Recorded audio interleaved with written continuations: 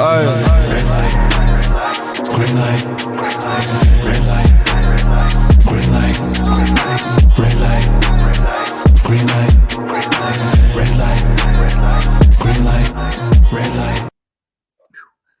Well, lads and lassies, grab yourself a pint and pull up a chair because it's another episode of the Soul Sessions. Now, with me today, this is quite a man himself, quite an absolute athlete and wrestler. Obviously, he's a black belt as well. He's an absolute madman. Brett Semtex, welcome to the show. Thank you for having me, mate. Well, hey, an absolute pleasure, Brett. So obviously, you know what I do with every guest. Every guest has a story, Brett. Every story has a beginning. I need to know, my friend, how did your story begin as a wrestling fan?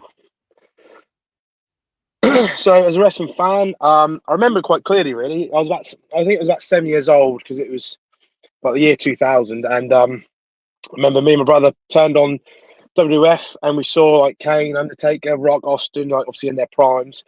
And I was hooked, mate. Ever since I was 7 years old, all I wanted to be was a wrestler. And yeah, so that's where it started. I've loved it ever since, mate.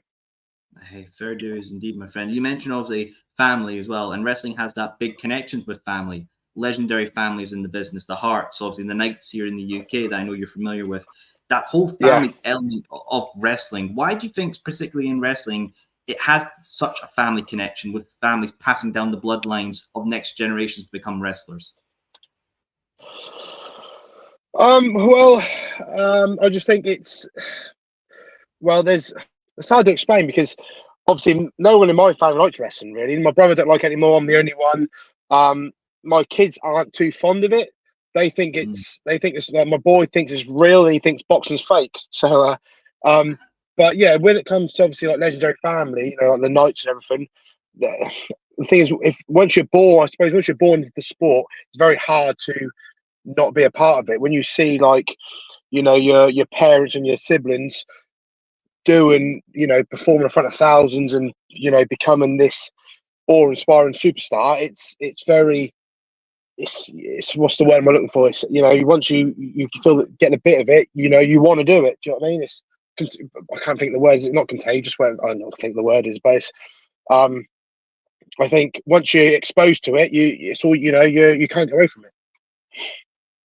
No, absolutely. It's addictive, and everybody loves it when you get into it and get that first little taste of it. You want more and more, and you can spread it along your friends and families, and maybe that sense of joy can continue, and people will love to get into it. And it's funny, we've seen with wrestling of how it's obviously the business become more open, and with internet forums and everything and the old dirt sheets, everything's more open and exposing, and people can really get behind the scenes of situations that happen in companies and stuff like that.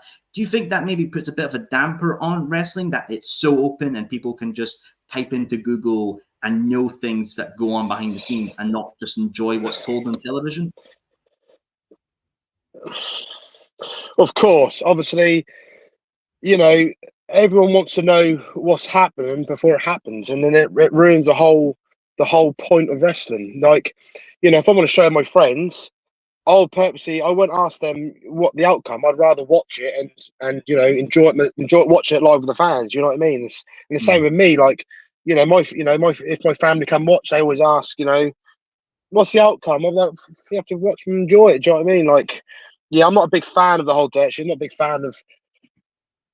fan of the fans getting too much inside in the business. But unfortunately, it's all out there and it's easy to access. And to me, that spoils it. It spoils the whole point of the you know, the show. But you know, it is what it is. It is a shame as well, and I think I agree with you 100% there. When either somebody's going to debut for another company, or obviously contracts are coming up, I understand dirt sheets and all that do it. It's the clicks, it's how they get their monies and how their income works. But it's a bit of a spoiler for fans because there isn't really that much of a surprise element anymore. I mean, I can think of some on the top of my head. You know, maybe kind of Adam Copeland going to AEW was a bit of a surprise there. Even Jordan Grace, TNA appearing in the Rumble is sort of that surprise element. Do you think, with obviously this new digital age we're in, do you think we can ever maybe get back to that non-spoilerific era of wrestling where things were kept under wraps very well? Yes and no. It all comes down to It comes down to the guys the performers and the companies to do their best to keep it under wraps. You know what I mean? It's, every now and again I'll watch AEW or watch WWE, and something will shock me, and I feel like a fan again. Do you know what I mean? When what was the last big pop I had? Was it? I think it was probably when, just top of my head, it probably wasn't the last one, but when CM Punk debuted for AEW, everyone knew he was going to be there. But then, until you still, till you saw it, you didn't believe it. Once he did it, the pop was just mad, and that felt like, I felt like a fan again. Do you know what I mean? But that was probably the last big thing I remember. But yeah, it's always good to keep things under wraps, of course, but it's very hard nowadays. It's very hard now. When you got fans going to hotels and you got fans going to airports, and you know what I mean, and they want to know, which I appreciate. But at the same time, you're spoiling it for everyone else. Do you know what I mean? Yeah, some fans do take it a wee bit too far. You see some of the cringy guys talking to some of the female wrestlers that makes your hair go fucking, ugh, God. It's like, that's just part of the fandom that they're in as well. Or like the fans that ambush. Yeah, the fans that ambush people for like signatures of toys and shit they can sell online just to make a quick buck. It's a bit sad, of obviously, with fandoms, that there always is that worst element of it that kind of maybe put a bad name onto the rest of us who go and enjoy the wrestling. Do you think, Brett, with wrestling and maybe even fan culture in general, there needs to be a sort of divide and maybe a sign of respect that don't go too across the line when you're interacting with wrestlers or on social media or messaging? Yes, that's the main thing. Respect. You know what I mean? You got to have thing is, you got to have respect in every line of work in this world, and wrestling's no different. I mean, obviously, I'm no, I'm new to business, so I've never experienced any of that yet. But, well, I probably never will. But seeing WWE guys at airports, and you got some geezer with a stack of 58 by 10s. Why get a life, mate? Do you know what I mean? But then the problem is, you got probably a kid behind him who loves that superstar, and waited, what his dream to meet the guy or the girl and get a picture, and they probably missed out because this selfish prick and trying to make easy money. It's annoying. Well, it must be annoying for them. It annoys me just to watch, because you know what I mean. This job. It's a hard job as it is. Let alone when you're traveling, when they're traveling, and you've got people outside hotel rooms and outside, arenas and in airports. It can't be nice, can it? Do you know what I mean? You got to have some respect. Like, there's a time and place, I suppose, isn't there? You know what I mean? Just use your brains. Yeah, exactly. Like an organized meet and greet, or if there's maybe a thing after a show where there's a little opportunity there to buy some merch from wrestlers. Like, know your role, know the limitations, and just don't be fucking weird. It's that hard Exactly. to ask for people. Don't be fucking exactly. weird. But exactly, there's plenty of weird fans in this business, isn't there? Oh, I've met them, Brett, and I just neck my pint and walk along. Neck my pint and walk along. Yeah. Scottish morale. Exactly that, mate. Oh, God, man. But you know what? Obviously, Brett, outside of wrestling, you've achieved some great things as well. Obviously, first Dan black belt as well. Congratulations on that. We will applaud for that. Thank you. I want to know, obviously, kickboxing and combat sport element background, transitioning that into wrestling, did it really help? Was it quite a tool to have in your background? Yes, I get asked this a lot, and it's a good question, because yes, I do. I believe it's given me a great base for professional wrestling. It's given me it's given me awareness, footwork, things you can transfer to the professional wrestling world. Obviously, the athleticism does help. But the thing is, and this is no dig to any other wrestlers, but the thing with wrestling is it's to me, professional wrestling is making it look as real as possible. Mm-hmm. And that's and it's hard if you've never been in a fight before, you've never been punched in the face. It's very hard to portray that in the professional wrestling world. So I'm very lucky where I'm not saying everyone needs to get beat up or get in a fight, but it helped me. It helped me certainly. It helped me with the selling, helped me with the psychology, helped me with my facial expressions, my body language. It did help a lot. And RKJ always asked me, he goes, obviously I started professional wrestling fairly late, and I obviously majority of my teen years and my 20s was fighting. I was fighting everything, and he always asked me, would you rather why didn't you would you have rather done wrestling at 16, because you could be like further where you are now? But then I said to him, the thing is, if I started at 16, I wouldn't have this base. I wouldn't have this, this style that I've luckily I've managed to adapt and put into professional wrestling well. And I do believe that that's helped me stand out to some degree. So to me, it's been a positive, and I'm glad I had this. I did it before I came into the pro wrestling world. Absolutely, indeed, mate. And it's truly a great skill to have in your pocket. I've seen people obviously who've been on the show, like Bobby Fish, having a background in Muay Thai, how that helped them with going into Ring of Honor and obviously NXT. But there's also wrestlers who have gone into the MMA world from wrestling. Think of people like Bobby Lashley and Brock Lesnar going into that. That transition that you see from wrestlers going into MMA and then maybe bringing the skills back into the professional wrestling world is quite fascinating for me to see as well. Is there maybe some people in your mind, Brett, you would love to see that are professional wrestlers go into MMA or professional fighting? Sorry, what do you say? What wrestlers to go into MMA? Did you mean? Yeah. Did you ask? Yeah, who would you like to see going from wrestlers to MMA? I mean, nowadays, I don't think there'd have been. To be fair, I can't really think of many nowadays. Who would be or who'd be good? I mean, I don't know. I'm not sure nowadays, but I mean, from an older point of view, I think I'd love to have seen Kurt Angle do it. Obviously, with his background, I think he'd have done very well. Who else? I can't really think now. Who do you think? While I'm thinking, I want to see Big Show do it just for the fun. That would be Big Show, fun. yeah, Big Show versus Eddie Hall. Oh, yeah, that'd be funny. Oh, I can't really think. Who's got like? I tell you what. I heard he was a fairly decent boxer. Baron Corbin. I think he can throw hands. I think he's quite handy, and I think he'd do well in MMA or boxing. I'd like to see him, because he's got a big, big, tall, strong lad. He'd do very well, I think. Oh, absolutely as well. Baron Corbin, quite a guy in himself. He's done so many great things on the roster. To have that transition would be quite amazing. And there is kind of that balance with, sort of MMA into professional wrestling world, obviously with Bloodsport, hosted by Josh Barnett, with that whole environment there, kind of having that transitional period, quite fascinating. And obviously, I've had somebody who's been on that. You're quite familiar with Lou Nixon, who's been on the show and discussed Big Lou. Oh, big old Lou, talking about meeting CM Punk while smoking a joint. I love it. Yeah, he's a legend. He's the man. Lou's the man. Shout out to Lou. He's the man.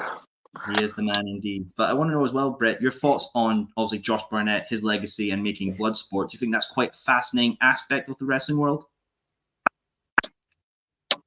Do you know what? I think it's brilliant. I really enjoy it. I really enjoy all the blood sports. I don't know if you caught up with the show we did literally Saturday, a few days ago. Me and Lou did a no ring blood sport / death match, and honestly, like, I've been wanting to do it for a while. It's like it's our style, mine and Lou's style to a T, because me and him had a very, very, very similar upbringing with the MMA, then we come to the boxing and then the wrestling. And I've always wanted to do it because to me it's like that is what I'm built for. And we had the match, and honestly, it's a bit, even now, like I said to Lou, that's my favorite match I've ever had. It went really well. We did like a 10-minute shoot style, and we went into about 5 minutes like deathmatch style towards the end. And he's done a fair few now, and in this country, obviously he's done in America with Josh Barnett and Bloodsport, and he done fucking brilliant. He did really well. And he's done a few here in this country, and we were talking. I do believe there's a serious passion for it now. It's like fans want to see it. Fans like to see it, and it's different as well. It's when you got a match on a card and there's no ropes, it's intriguing. It's very intriguing. Even with fans who aren't necessarily MMA fans, they like the shoot style. They like the stiff. Do you know what I mean? Like the strong style, and I think it's very good for professional wrestling. It adds another element, similar to deathmatch, is another element of professional wrestling, and I do think it's going to get bigger. And I hope one day Josh Barnett brings a show over to the UK, because there's some very good guys who could represent the UK on his Bloodsport show. No, absolutely indeed. And that Bloodsport element, it must be absolutely popular, because obviously before NXT crossed over with TNA, WWE stars were going over and doing Bloodsport, obviously with Shayna Baszler. Yes, that's right. Yeah, it must show obviously that there's such a respect and demand for this to allow WWE superstars to go over and like Shayna Baszler doing that shows that there is a love for Bloodsport as well. If obviously, Brett, for yourself being a fan of Bloodsport, when you saw the news of Shayna Baszler going over, did you feel like this is really a validation moment for Bloodsport being acknowledged by, obviously the biggest wrestling company in the world? 100%. Yeah, I think it's really good. I think it does bring more eyes to the Bloodsport, to Josh Barnett's Bloodsport. It brings it more mainstream, which is what we need. Because to me, like I say, I keep repeating, I do love that style, and I think Shayna and I think a few of the WWE guys like MVP, I think he's going to do the next one. A lot of those guys have a lot of respect for Josh Barnett, and I think Josh Barnett has trained them to some degree. And obviously, like even Riddle does a lot of training with Suzuki, and he carries a lot of respect in the MMA and professional wrestling community. And all those guys who go in the Bloodsport just make it so intriguing. I love watching it. I think I like to say, with the WWE now putting their legit guys and girls in it, it's only going to get bigger and bigger and bigger. Hey, absolutely, and I can't wait to see a Bloodsport here in the UK. I just want in Scotland. I don't want to travel 6 hours down south. I'm a bit lazy on that part. I like things being close to me. I can't help it. I'm sorry. It's the Scottish pride in me. But obviously as well, Brett, I know obviously going to wrestling and here in the UK, you train. I believe you trained under Ricky Knight Jr. as well, and have that opportunity, right? If I'm correct. Yes. Well, I started at Hustle with. Sorry, repeat what you just said, or you broke up. Sorry, I was saying you started professional wrestling training in the UK here under Ricky Knight Jr., if I was correct. No, well, I actually started training at Hustle Academy, Hustle School, with Sid Scala, Johnny Bailey. So I was there for about a year. I used to travel down every Thursday, every Saturday. Because I started quite late, like, what was I, 26, 27. I knew I did really fast track the training. So I used to go down to Hustle every Thursday, every Saturday. Did that for a solid year, and Sid got me in a very good level very quickly. And then the COVID happened, the pandemic happened. Obviously, training stopped. I think I was nearly close to hopefully having my first match. Pandemic happened. Obviously, everyone stopped. Then after the pandemic, I linked up with the Pitbulls and Big Joe and CW Davies. We'd go to WW, and they'd train me to get me to where I need to be to get on shows. And then I think I had maybe 1 or 2 matches. And then I met Ricky, and he's obviously helped me no end with training. He's helped me with obviously just like fine tuning and getting a proper move set and fine tuning the move set and helped me get on shows. So yeah, he has played a big part of my career. Oh, hey, good to see as well. And obviously, I know you would achieve some accolades in WAW. Obviously, the WWE British Heavyweight Championship you would win, the WAW World Tag Team Championship you would win with Ricky. Obviously, Try a bit of light on. Can you see that now? It's better here. Hey, there he is. That's the beautiful face that sells all the 8x10s. That's what we like to see. That's what makes the money, bro. That's what makes the money. But obviously, mentioning there, you've achieved some accolades in WAW, British Heavyweight Champion, World Tag Team Champion with Ricky Knight Jr. To achieve those accolades in a company obviously run by the Knights, that's quite a historic and well-respected family in the UK scene. When you got those accolades, did you quite understand the significance of it, or was it quite a wholesome moment for you to achieve those accolades with the Knight family? Do you know what? It's funny you say that. It was only about maybe a month or 2 ago where I sort of sat down and I just realised how much I've done in 3 years. Like, my first ever match was 3 years to this day. Funny enough, 14th of August 2021. So yeah, and in 3 years, I do believe I've done a lot, and it's gone so quick. Like, every weekend is weekend after weekend. It's hard to digest what you do, because you do a good show or a big show or a big match. A few days later, you're on another show, so you got to fix on that one. And it wasn't until about a month or 2 ago, I sat back and I thought, do you know what? Like, I'm my worst critic. I'm never happy with anything. No, when I used to fight, I used to hate my performances, or could do better. Even now, my matches, I think I could do better here, better there, better there. But it went, and for the first time, like I say, I sat down. I thought, do you know what? Like, I've done a lot in 3 years. WAW, winning belts at Rise, winning belts at DOA, winning belts at I can't remember, I can't think now, but and all the different promotions I've managed to get on, and a few abroad shows, in the 3 years, I'm very happy with. And yeah, WAW is a very, very respected company, and you got to earn those. You got to earn those belts. They don't give them out. I tell you that for free. They don't give them out, and you've got to show that you're good enough. And thankfully, they saw something in me, and they put the belts on me and Ricky for our tag belts, and then they put the British belt on me. So, and I went into their Fight Mare, the biggest show of the year, defending that, and I was, in front of 1,500 people. So I'm grateful, very grateful. Absolutely, mate, indeed. And WAW is truly a respected company. I had a guest of mine from Florida. He was doing a UK tour, and WAW was one of the places he wanted to hit. It shows that the company has that widespread reach, and I think that's all in thanks as well to not only just what the hard work the Knights do with the British scene, and obviously the family abroad with what they do, but obviously with the Fighting With My Family movie as well, that was produced under the WWE studios, which really gave the family that international invitation to their homes and their lives and their stories. For yourself, Brett, with the Fighting With My Family movie, did you watch it before you met the Knights? Were you aware of it, or was it just something you picked up down the line? Like, oh wow, you guys have a movie after you. I didn't actually watch the movie until after, but I remember watching the documentary. And to be fair, I watched it a few times because I used to go to WAW shows when I was a kid. I remember watching them all when I was younger, and even when I was in my teens. So I knew who they were, and they were, obviously they were the local show. I lived in Cromer, Norwich is a half hour away. So yeah, I watched the documentary, and I kind of knew the film was very much based on the documentary. But it weren't until probably earlier this year I managed to watch it.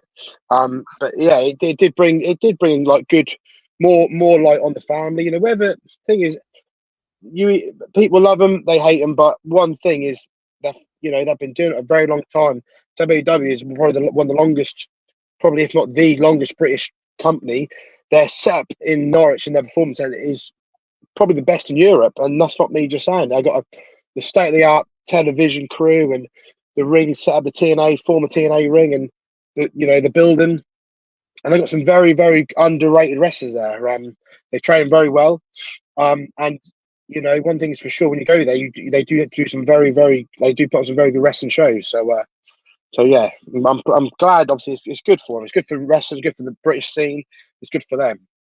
Absolutely, indeed, and they really got a home country moment as well. Obviously, with last year's All Elite Wrestling All In, when Saraya won the AEW Women's Championship, and there was that really wholesome moment of like the whole family in the ring with her celebrating. It was really, I mean, I was there in the arena. And it was quite a touching thing to see from like a fan point of view as well. Brett, do you feel like that moment was just really all of their hard work of what they've done, for all the training they've made, all the stars they've made, with what they've built for the scene? That moment in Wembley Stadium with the whole Knight family celebrating with Saraya felt like really an achievement for the Knights and their recognition for what they've done for British wrestling. Yeah, of course. Like the sacrifices that family's made for this, for British wrestling is, you can't even like comprehend what they've done. And yeah, it is. It was. Funny enough, I think that I was scrolling through Instagram. I think it was probably even yesterday or today, and that moment came up. And I remember watching it again. I thought, and I was like, it was nice to see. Wembley. Do you know what I mean? 80,000 people. Saraya, was told never to wrestle again. She's came back to Britain. She wins the belt, and she gets to share it with the family. Of course, it's an amazing moment, probably the biggest moment in most of their lives. You know what I mean? So yeah, it was lovely. It was good to see. It was a good moment. Truly a wholesome moment indeed, Brett, as well. Now, obviously, going back to yourself as well, Mr. Semtex, you've done some crazy things as well this year. You made your debut for Rev Pro this year in January as well, on the 7th, against Ricky Knight Jr. as well. So that's quite a historic thing to do as well. And Rev Pro is quite a very respected company. Obviously, we recently seen MJF come over with the American Championship against Oku. Donovan Dijak's coming over as well. That really hot spot as well. When you got that opportunity for Rev Pro, I would love to know the process of how did that come about, and when you knew you were going to make your debut for Rev Pro, was it like a notch on the record, or like the history moments and things you want to achieve, or was it just it's another day at work, I got to treat it respectfully and just give it my all?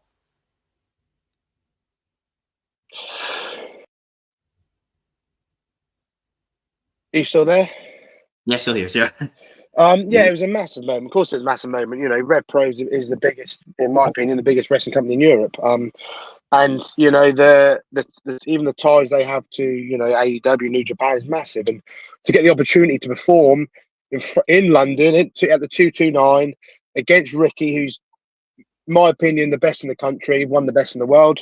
You know, all the stars aligned, and the match was very, very good.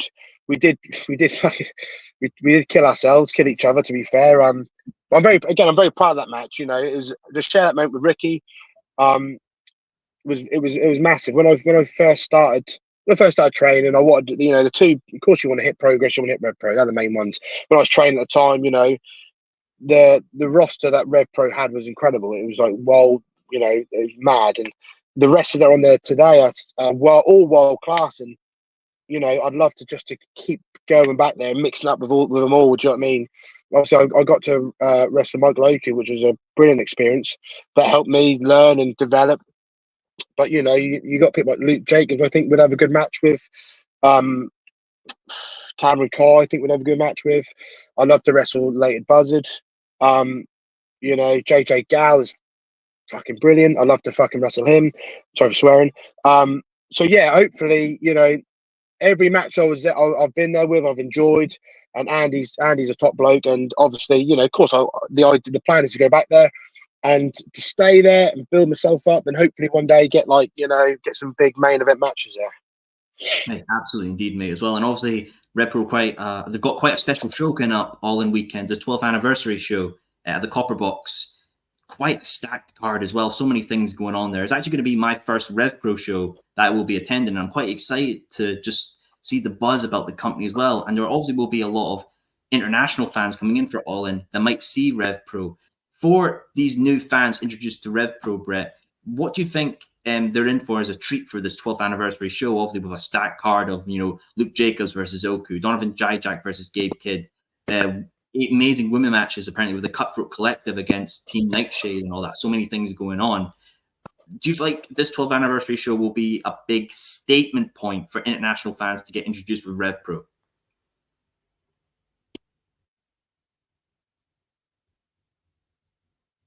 Oh yeah, 100%. I think that show's gonna be crazy. I mean, I'm not gonna be there, but I will definitely be watching it on demand afterwards. And every match, every single. I was looking at the card the other day. Every match is still the show. Personally, I think Oku and Luke Jacobs will be phenomenal. I really do. There's a few others that I'll be obviously keeping on. But yeah, it'll be a really, really good show. And you know, like your first Rev Pro show, what show to go to, mate? To be fair, like you'll love it. Even the Rev Pro fans they're so passionate, so loud, and you know what I mean. They get behind you. Like I remember when I was at York Hall. Like, honestly, I've never experienced anything like it. I remember I did the corner for late, and then I did the Rumble later on. And I remember in the Rumble, I just it was the first time I had to stop.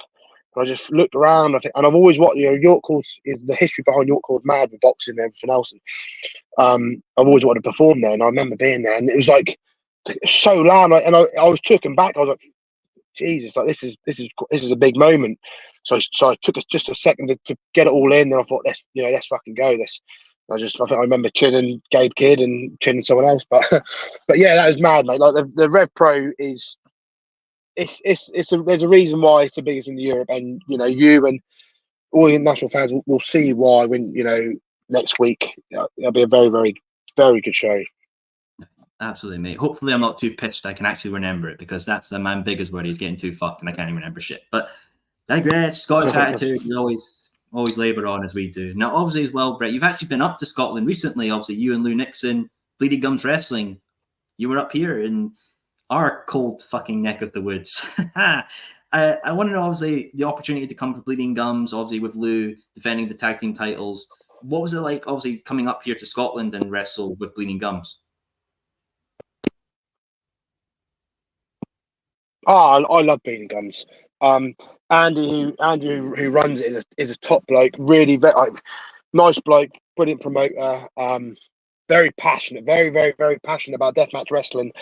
And yeah, I mean, whenever you get the chance to go to a different country, even like I was in Scotland, it's only really up the road, but it gives you a bit of extra excitement, a bit of buzz, and I really enjoyed like Bleeding Gums is definitely up and coming. They got a massive show 14th September. Really big. They're doing 2 shows in one day.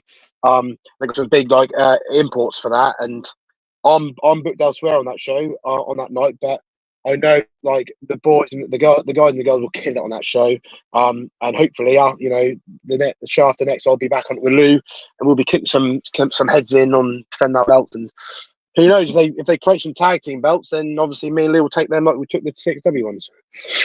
Oh, very true. I mean, that's what Lou said when he was on as well. Maybe I might need to give Andy a wee nudge and say, get some shit, in production. Get those belts in production, man. We need some gold for these boys here. Get that in production, big man. Not obviously mention deathmatch. Obviously, I feel like with deathmatch wrestling, especially in the UK, you have to mention Rise. Quite historic promotion, obviously, with the deathmatch scene. You were Rise champion as well for 211 days. And to obviously hold that Rise championship is quite 211, brother, indeed. According to good old Cage Match, TK's favorite site. Now, to hold that belt with the lineage and obviously the story it has to deathmatch wrestling, was it quite a surprise for you to know that you had this belt representing deathmatch wrestling for the UK? Yeah, it was. I remember before I even started training at Hustle. Obviously, I'd always like keep up to date what's going on with the indies in British wrestling. I remember seeing Rise videos where it was Big Joe fighting at Greg's, defending the belt in Greg's, and Big Joe defending the belt against C.W. Davis and McDonald's, and having a scrap with Darwin in a road or in a nightclub or in a kebab shop. I remember watching it, and then you see like the deathmatch stuff they do as well. And I thought this is the coolest promotion I've ever seen. This is before I even started wrestling, before I started training. And I thought I'd like to be on that one day. And then lo and behold, Big Joe lived 2 minutes away from me the whole time. So that was obviously my ticket into Rise. And obviously Big Joe's the man. Shout out to Big Joe. He obviously helped me get into Rise. And yeah, when the time came, it was the Rumble. This year, the Rumble this year, I won the belt, and I was surprised. I was very surprised. But I knew it was a big deal. So and my plan was once I won the belt, I wanted to put on the best matches of my career because up until then, like that's like that was the first like real top belt. Do you know what I mean? Rise does carry some crowds, got a lot of fans, and the fans are very passionate. And you can't just take the world belt, the heavyweight belt, and not put on good performances. And I managed to do, me and Joe did a steel cage match, death match, the triple threat against Amir Jordan and B.A. Rose. I did Saxon Huxley in Sheffield. Then obviously me and Nathan Black went at it 2 weeks ago. So yeah, I do believe like I'd like to have done a few more. There was talks of me and RKJ going to Rise and putting up, a good match for the belt. But unfortunately, Darwin had other plans. So, but I'll get it back. I'll get the title back. Don't worry about that. Yeah, I always love to see my guests succeed. And hey, Darwin isn't a guest. You're a guest. I want to see you succeed. I want to see you get that belt back and become a champion again. So that's what I like to see, my friend. Fuck Darwin. How about we must get into that, obviously. British Top Team obviously was yourself, Lou, and Darwin. It was a loved team, but obviously things have happened, and I've seen like people have posted tributes to the team. They really loved you guys. Can you care to details of obviously with British Top Team and what the current state of it is now, obviously with what Darwin's done? So British Top Team. So me and Lou will carry on the British Top Team name as a tag team. Do you know? Everything happens. Timing's everything, and Darwin created Patrick Darwin. He created the group, and he thought it was a time for us for the story for the next chapter. I personally, I don't think it was the right time. I think we were then getting. I think me and Lou were naturally turned as baby faces, and I believe we could have done a bit more.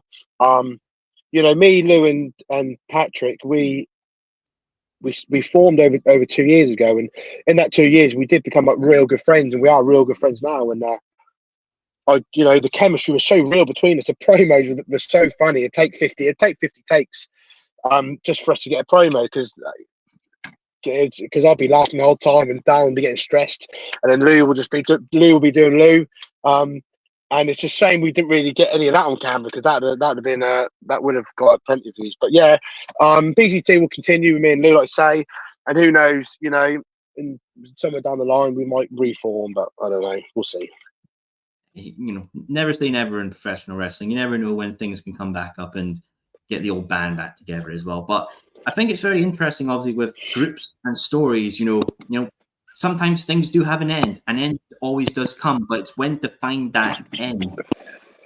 Do you think, Brett, that it's quite tough sometimes for either wrestling groups or wrestling storylines to know when the end is the end? Either when you might be still popular with the fans, you might be drawing a lot of money, but the story isn't there anymore. And do you think it's just tough to find a conclusive end in some wrestling storylines and groups? Yeah, of course it is, because wrestling is, it's all, it's an opinionated sport. Everyone's got an opinion on what they think is right. And, you ask me, Lou and Darwin, we probably all have different, thoughts on the BTT group. But yeah, sometimes you just need someone on the outside looking in to give to give you some advice and some guidance. So yeah, it is hard. It's always hard, because you never know when the right time to do. You just try and gauge it and just hope for the best. Yeah, true indeed, my friends. Hope for the best. Great things will come. We'll see what you and Lou as British Top Team will achieve in the future as well, my friend. Now, obviously, we've kind of take more belts. That's what we're doing. I like it. That's the attitude to have there, my friend. But obviously, we kind of touched upon, obviously, Rev Pro 12th anniversary is happening during the All-In weekend, where there's a lot of indie stuff going on, and it's a lot of a buzz. And it's fascinating, obviously, for us Brits to see, because, the Yanks, they've had Mania weekend in every single state twice over, and you see all the indie shows come out. But for us, it's quite new, this experience of wrestling every day and shows 3 or 4 times a day as well. I would love to know, Brett, do you think if we ever get like a Mania in the UK in London and we get that true proper Mania weekend experience, do you think it will truly be the biggest celebration of British independence wrestling in history? I believe so, yeah. And I think it'll happen one day, whether it's 1 year, 2 year, 3 years, 4 years. I do believe we'll get WrestleMania. It's inevitable. Especially since obviously John Cena put it over when he did. And if that happens in London, just mad, wouldn't it? Think of all the shows leading up to Mania and all the little. Do you know what I mean? It would be something, and obviously, who wouldn't want to be a part of it? Do you know what I mean? There'd be, I'm sure if it did happen, that would be the biggest thing to happen in British wrestling. That's top Wembley 92. That'd top All In with AEW, 100%. Mate, it don't get any bigger than WrestleMania, does it?